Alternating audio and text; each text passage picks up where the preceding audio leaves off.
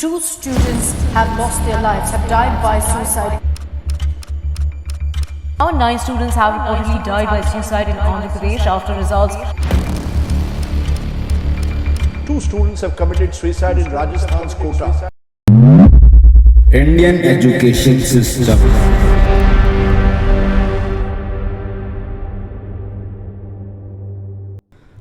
आज की डेट में हर कोई सरकारी नौकरी चाहता है और हर एक बंदा एक सिक्योर जॉब और एक सिक्योर फ्यूचर की मांग करता है। पर इंडियन एजुकेशन सिस्टम की वजह से हर एक स्टूडेंट और हर एक बंदा रैट रेस में फंसा हुआ है। आखिर ये रैट रेस क्या है, ये भी आपको पता लग जाएगा आगे वीडियो में। इंडियन पेरेंट्स अपने बच्चों की एजुकेशन के लिए लाखों रुपए खर्च देते हैं, पर जब बात रियल स्किल्स और नॉलेज की आए तो उनकी कोई सुनने वाला ही नहीं है।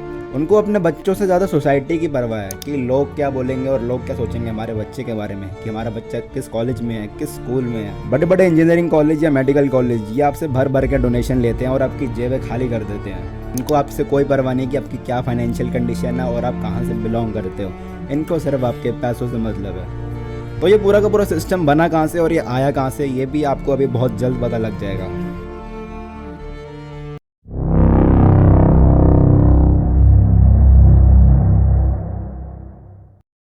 तो ये पूरा का पूरा सिस्टम बना कहाँ से, ये मैं आपको बताता हूँ। अगर हम थोड़ा सा पीछे जाएं टाइम में 1835 के करीब, तो प्रशिया और नेपोलियन के बीच में एक बहुत ही बड़ी वॉर हो जाती है और प्रशियन उस टाइम की सबसे ज़्यादा स्ट्रॉन्ग आर्मी थी, फिर भी वो नेपोलियन से हार जाती है। पर क्यों, क्या रीज़न था उस चीज़ का? उस चीज़ का सिर्फ एक ही रीज़न था, क्योंकि नेपोलियन की जो आर्मी थी वो अपने सुपीरियर्स और अपने लीडर्स के रूल्स को फॉलो करती थी और उन्हीं के एक्शंस को फॉलो करती थी जो उनको बताया जाता था, और प्रशिया सिर्फ अपने खुद के ही दिमाग से लड़ती थी। तो यहीं से निकल कर आया एक 8 ईयर एजुकेशन सिस्टम, जिसके अंदर 5 साल से लेकर 13 साल के बच्चों का दिमाग कुछ इस तरीके से ट्रांसफॉर्म कर दिया जाता है, इस तरीके से बना दिया जाता है कि वो सिर्फ अपने से सुपीरियर लोगों की ही बातों को मानेंगे और उन्हीं के रूल्स को फॉलो करेंगे। फिर 1840 में आ जाता है industrial revolution.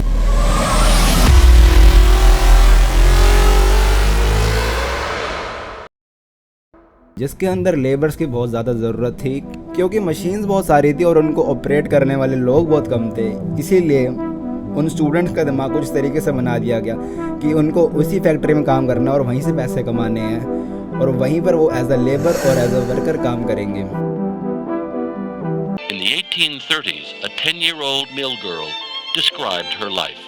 We were paid $2 a week, and the working hours of all the girls extended from 5 o'clock in the morning till 7 in the evening, with 1.5 hour for breakfast and for dinner.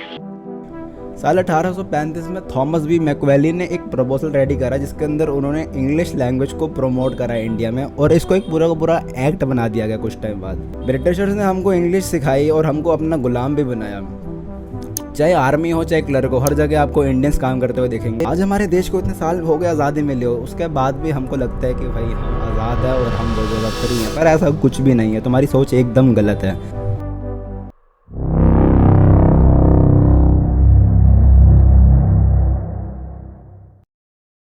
तो पिछले 12 सालों में आपने अपनी ज़िंदगी में क्या किया है? ज़िंदगी में सर पढ़ते गया, डिग्री लेते गया। मैंने 3 सब्जेक्ट में पोस्ट ग्रेजुएट किया, बीएड किया, सीटेट क्वालिफाइड है, नेट क्वालिफाइड है सर। और ज़िंदगी में सारी चीज़ छूट गया सर, घर परिवार रिश्तेदार सारे छूट गए। हम लोग को बहुत हीन भावना से देखते हैं लोग, जो भी देखते हैं हम लोग को बहुत हीन भावना से। परिवार रिश्तेदार वाले उतने बात नहीं करते हैं सर। और मैं 2 साल से गाँव में भी नहीं गया अभी तक। क्यों नहीं जा रहे? दुख है सर, क्या बोलूँ।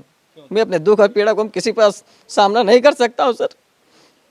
बहुत संघर्ष से पढ़ा, ट्यूशन पढ़ा के मैं 2012 से ट्यूशन पढ़ा के अभी तक मैं पढ़ाई किया और मैं कुछ भी हासिल नहीं कर पाया। सरकारी नौकरी के लिए लोग इतना ज़्यादा पागल हो रखे हैं जिसकी कोई हद ही नहीं है। ज़िंदगी के इतने साल बर्बाद करने के बाद लोगों का एग्ज़ाम क्लियर होगा या नहीं होगा वो भी उनको नहीं पता, और वो अपने 5 और 10 साल बर्बाद कर देते हैं उस एग्ज़ाम की प्रिपरेशन में, जिससे उनकी मेंटल और फिज़िकल हेल्थ में इतना ज़्यादा इम्पैक्ट पड़ता है कि उनको खुद को भी नहीं पता चलता। वो पूरी की पूरी दुनिया से ही डिस्कनेक्ट हो जाते हैं। वो कोई किसी रिश्तेदार से बात नहीं करते, किसी दोस्त से बात नहीं करते, कुछ भी नहीं।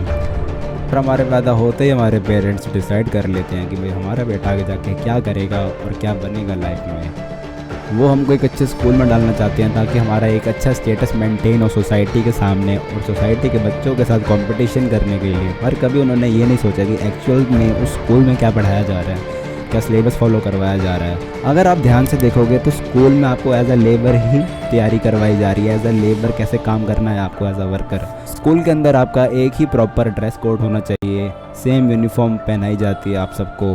अगर आपको पानी पीने जाना है या वॉशरूम करने जाना है उसके लिए भी आपको परमिशन लेनी पड़ेगी। अगर आपको खाना खाना है उसके लिए भी आपको परमिशन लेनी पड़ेगी। और क्लास के अंदर एक स्पेशल मॉनिटर भी रखा जाता है आप सबके ऊपर निगरानी रखने के लिए। तो अब आप यहाँ से समझ ही जाओ कि आपको किस चीज़ की तैयारी करवाई जा रही है। लोग इस ट्रैप में फंस चुके होते हैं और ज़िंदगी के अपने 15, 20, 25 साल बर्बाद कर चुके होते हैं और उसके बाद उनके पास करने के लिए कुछ भी नहीं होता और उनके अंदर इतना ज़्यादा प्रेशर क्रिएट हो जाता है पैसे कमाने का और जॉब करने का कि वो सुसाइड भी कर लेते हैं इसी प्रेशर में आके। उनको लगता है कि वो किसी चीज़ के कैपेबल ही नहीं है। उनको वो काम करना पड़ता है जिसके लिए शायद वो कभी बने ही नहीं थे। सिस्टम चाहता ही नहीं है कि आप सेल्फ डिपेंडेंट बनो। उनको वर्कर चाहिए अपने लिए और ख़ुद का काम करवाने के लिए नौकर चाहिए।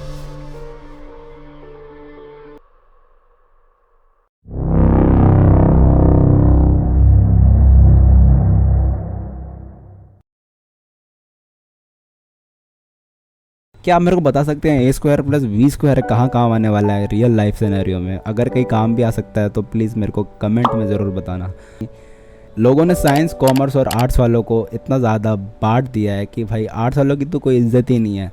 साइंस वालों को ऐसे देखा जाता है कि भाई कितने बढ़िया लोग हैं, सबसे ज़्यादा इंटेलिजेंट दुनिया के लोग यही हैं। असल में फॉरेन और इंडिया के एजुकेशन सिस्टम में क्या फ़र्क है? इसमें सिर्फ इतना ही फ़र्क है कि भाई बाहर कॉन्सेप्ट और होलिस्टिक डेवलपमेंट पे फोकस करा जाता है और इंडिया में सिर्फ मार्क्स के बेसिस पे उनको जज कर दिया जाता है और सिर्फ रट्टा लगवाया जाता है। तो सॉल्यूशन क्या है इस पूरी चीज़ का, इस पूरे सिस्टम को हटाने का? जहाँ तक मेरा मानना है सिस्टम ऐसा बन चुका है कि आपको स्कूल जाना ही पड़ेगा।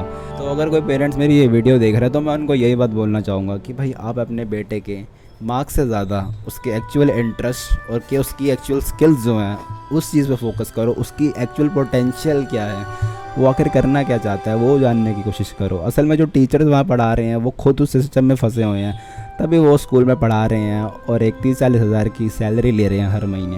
2-3 साल ड्रॉप आउट करने के बाद भी लोग कुछ नहीं कर पा रहे। अगर वही 2-3 साल लोग अपनी रियल स्किल्स पे फोकस करके काम करें तो वो बहुत कुछ कर सकते हैं और इस पूरे के पूरे मैट्रिक्स को एस्केप कर सकते हैं। लोगों को लगता है कि सिर्फ फिज़िक्स, केमिस्ट्री और मैथ ही पूरी दुनिया है और स्टूडेंट्स असाइनमेंट्स और होमवर्क बनाने में ही अपना पूरा टाइम वेस्ट कर देते हैं। उसके आगे भी एक बहुत बड़ी दुनिया है जो कि उनको जानने की कोशिश करनी चाहिए। जो चीज़ आप लाखों दे के सीखते हो स्कूल और कॉलेज में, वही चीज़ आप फ्री में इंटरनेट और यूट्यूब के ज़रिए भी सीख सकते हो। मैं उन पेरेंट्स को यही बोलूँगा कि आप अपने बच्चों को सिखाना क्या चाहते हो वो सब वो फ्री में भी सीख सकते हैं, क्योंकि अब ज़माना बिल्कुल बदल चुका है। और अगर आज की डेट में भी आप वही 200 साल पुराना सिस्टम को फॉलो करोगे तो सिर्फ स्लेव ही बनकर रह जाओगे।